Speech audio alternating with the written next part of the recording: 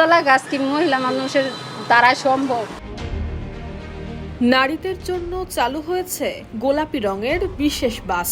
উদ্দেশ্য ছিল কর্মজীবী নারীদের যাতায়াত আরও নিরাপদ এবং স্বস্তির করা।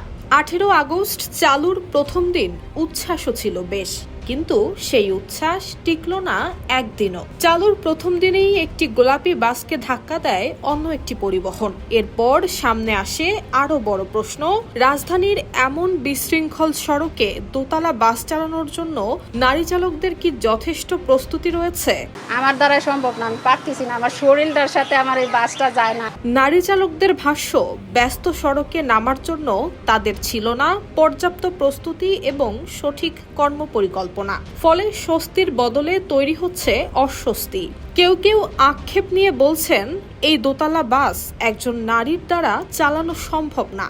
এরই মধ্যে এক চালক আক্ষেপ করে বলেছেন, আমি পারছি না, আমার শরীরটার সঙ্গে এই বাসটা যায় না। এমন মন্তব্য মুহূর্তেই ছড়িয়ে পড়ে সামাজিক যোগাযোগ মাধ্যমে। মোট কথা, শুধু বাসের আকার নয়, সড়কের বিশৃঙ্খল পরিবেশ নিয়েও উদ্বিগ্ন নারী চালকরা। তবে চালকদের হতাশার বিপরীতে যাত্রীদের অভিজ্ঞতায় কিছুটা স্বস্তির চিত্র দেখা গেছে। এখন কোনো রকমের অস্বস্তি কিংবা হয়রানি ছাড়াই কর্মস্থলে যেতে পারছেন নারীরা। তবে গোলাপি বাস নিয়ে যাত্রীদের আরেকটি বড় অভিযোগ হলো, বাসই পর্যাপ্ত নয়। রাজধানীর বিভিন্ন এলাকায় দেখা গেছে দীর্ঘক্ষণ দাঁড়িয়ে গোলাপি বাসের অপেক্ষা করছেন নারীরা। দিনে মাত্র 2টি ট্রিপ থাকায় অনেককেই পড়তে হচ্ছে ভোগান্তিতে।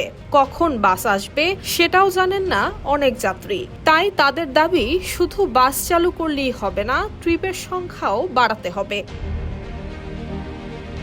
নারীদের জন্য আলাদা বাস চালুর উদ্যোগে যেমন স্বস্তির খবর আছে, তেমনি রয়েছে বাস্তবতার কঠিন চিত্র।